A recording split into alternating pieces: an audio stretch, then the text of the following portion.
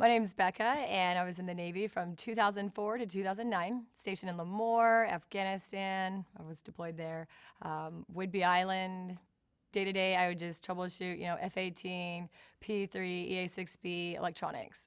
So I was a savvy rep, sexual assault victim intervention, and I was that designated rep in Afghanistan, which basically meant if there were any, incidences, I would be the person like kind of hand-holding somebody throughout the process. And ironically, I had somebody break into my room or my bee hut and try to attack me. I remember it happened, and then I'd shown up late to work, and they said, "Why are you late?" And I said, "Well, this happened."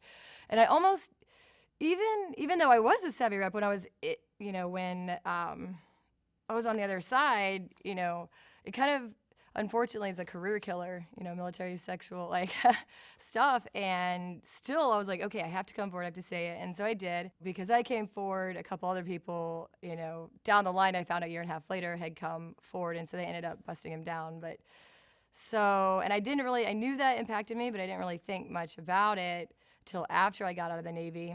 And then somebody tried to break into my house.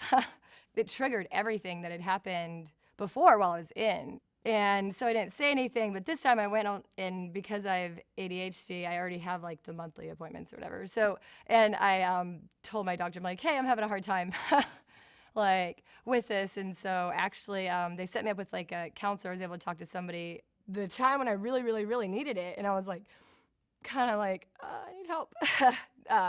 It was very quick. Basically, they try to find, the best match for you. Like, do I want to talk to a female or a male?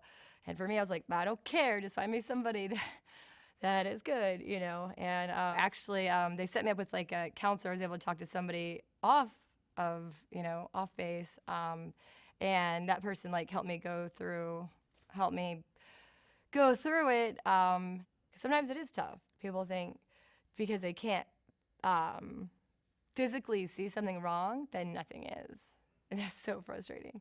You go in and meet the person, they introduce themselves and say who they are, a little bit about them, and then they ask you about yourself, and then just say, so what do you want to talk about? And they know, or they'll ask you like questions that kind of like help you talk about it, and then they'll give you, not really homework, but just like stuff to like coping tactics. They'll say, hey, if this is happening or you start to feel like this is what you can visualize. Or, I just remember them saying, okay, so when you wake up in the middle of the night and you're like freaking out, just remind yourself that you're in your house and it's like a safe space. It went from like waking up in a panic and being like, oh no, to okay, like things are going to be okay. That happened then, it's not happening now. But the thing is, the more I talked about it, the easier it got, which is why I'm able to talk to you now.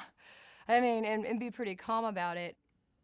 Through sharing a little bit, other people would ask me like, hey, I don't feel so good, or things are going on, or did you really talk to your Navy doctor about that? They didn't like cut off your care. I'm like, no, actually, go talk to them. These are people who have been trained and they're committed to taking care of veterans.